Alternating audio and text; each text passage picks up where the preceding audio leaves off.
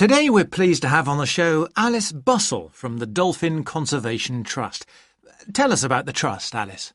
Well, obviously its purpose is to protect dolphins in seas all around the world.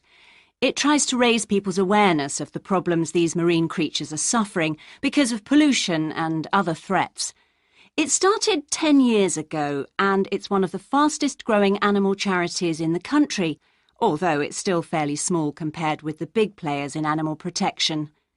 We're particularly proud of the work we do in education. Last year, we visited a huge number of schools in different parts of the country, going round to talk to children and young people aged from 5 to 18. In fact, about 35% of our members are children. Oh. The charity uses its money to support campaigns, for example, for changes in fishing policy and so forth. It hopes soon to be able to employ its first full-time biologist with dolphin expertise to monitor populations. Of course, many people give their services on a voluntary basis, and we now have volunteers working in observation, office work and other things. I should also tell you about the award we won from the Charity Commission last year for our work in education.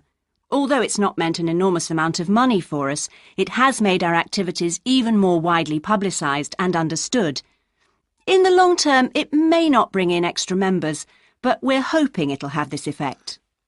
Is it possible to see dolphins in UK waters? Yes, in several locations. And we have a big project in the east part of Scotland. This has long been a haven for dolphins because it has very little shipping. However, that may be about to change soon because oil companies want to increase exploration there.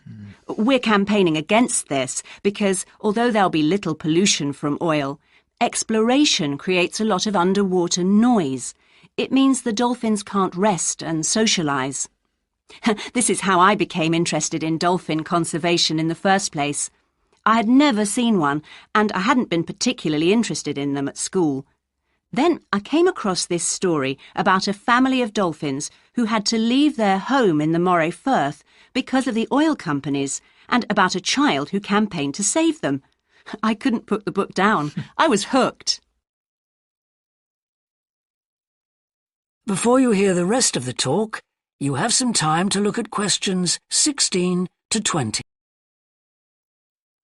I'm sure our listeners will want to find out what they can do to help. You mentioned the Adopt a Dolphin scheme. Can you tell us about that? Of course. People can choose one of our dolphins to sponsor. They receive a picture of it and news updates.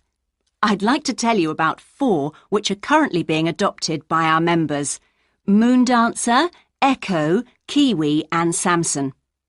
Unfortunately, Echo is being rather elusive this year and hasn't yet been sighted by our observers, but we remain optimistic that he'll be out there soon. All the others have been out in force. Samson and Moondancer are often photographed together, but it's Kiwi who's our real character, as she seems to love coming up close for the cameras, and we've captured her on film hundreds of times. They all have their own personalities. Moondancer is very elegant and curves out and into the water very smoothly, whereas Samson has a lot of energy.